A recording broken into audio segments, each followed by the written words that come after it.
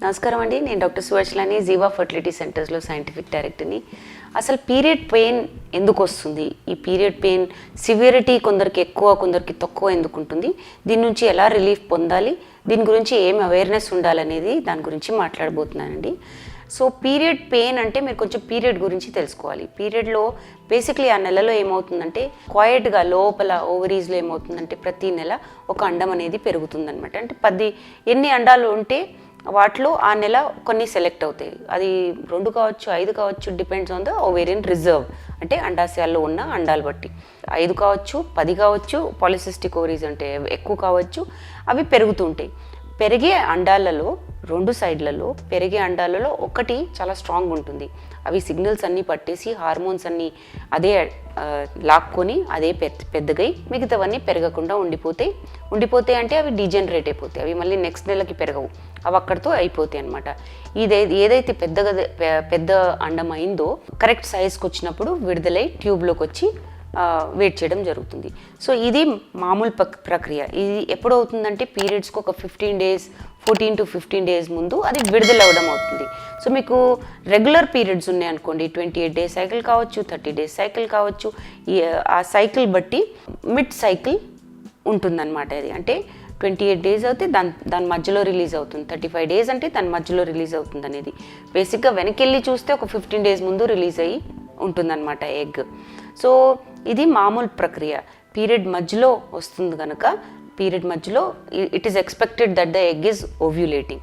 ఓవ్యులేట్ అవుతున్నప్పుడు ఎక్కడి నుంచి అయితే ఓవ్యులేట్ అవుతుందో ఇట్స్ లైక్ డిస్ట్రక్టివ్ ప్రొసీజర్ కదండి. అంటే ఎక్కడి నుంచో అది విడుదలై బయటకు వస్తుంది. సో ఎక్కడి నుంచి అయితే విడుదలైందో అక్కడ ఒక ఎంత చిన్నగైనా మైక్రోస్కోపిక్ అయినా అక్కడ నుంచి విడుదలైంది కనుక అది కొంచెం పీరియడ్ పెయిన్ కాజ్ చేస్తుంది. So it is either from the ovary or it is because కొంచెము ఫ్లూయిడ్ రిలీజ్ అయ్యి అవంతా అవుతుంది కనుక ఆ పెయిన్ ఉండొచ్చు.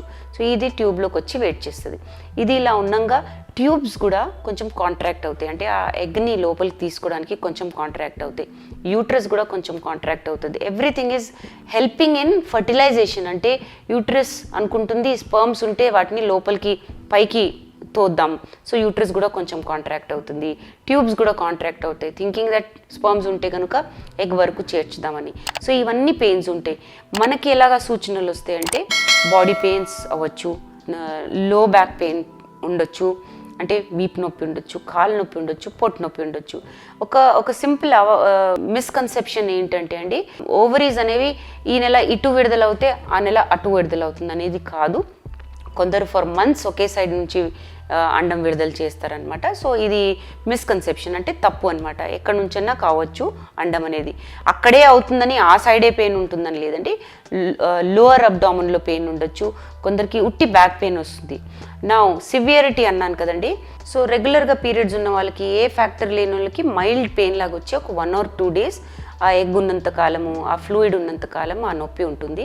కానీ ఎండోమెట్రియోసిస్ ఉన్న వాళ్ళకి చాలా సివియర్ పెయిన్ ఉంటుంది. ఎండోమెట్రియోసిస్ బేసిక్గా ఏంటి, గర్భసంచిలో పెరిగే టిష్యూ ఇంకెక్కడన్నా పెరుగుతుంది అనుకోండి, అండాశయాల మీద కావచ్చు, ట్యూబ్స్లో కావచ్చు, పొట్టలో కావచ్చు, సర్విక్స్లో కావచ్చు.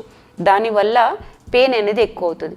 ప్రతిసారి పొర అనేది మనకి నెలసరి వచ్చినప్పుడు బయటికి వచ్చినప్పుడల్లా ఎక్కడైతే ఈ సెల్స్ గ్రో అవుతున్నాయో, ఈ టిష్యూ గ్రో అవుతుందో అది కూడా రక్తంలాగా కారడం స్టార్ట్ చేస్తుంది అనమాట. సో పెయిన్ అనేది చాలా ఎక్కువ ఉంటుంది.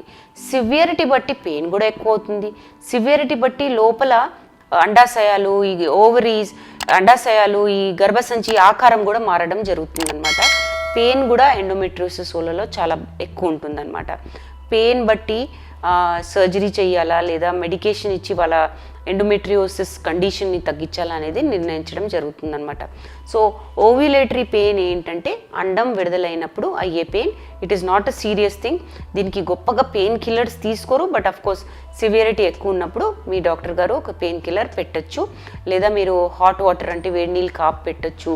అలాంటి చిన్న చిన్న చిట్కాలతో దాన్ని తగ్గించడం నేర్చుకోవడం మంచిది. లేదు సివియరిటీ ఎక్కువ ఉంది అంటే ఎండోమెట్రియోసిస్ ఉండొచ్చు, ఖచ్చితంగా ఒక ఫర్టిలిటీ స్పెషలిస్టో గైనకాలజిస్ట్ని తప్పకుండా సంప్రదించాలి. దీని గురించి మీకు ఇంకేమైనా ఇన్ఫర్మేషన్ కావాలనుకున్నా, ఓవ్యులేటరీ పెయిన్ అంటే అండం విడుదలైనప్పుడు మీకు విపరీతమైన పెయిన్ ఉన్నా ఖచ్చితంగా మమ్మల్ని సంప్రదించండి. అపాయింట్మెంట్ తీసుకొని వచ్చి వివరాలు ఏంటో, మీకు ఏముందో ప్రాబ్లం అనేది కనుక్కోవడం మంచిది. Thank you.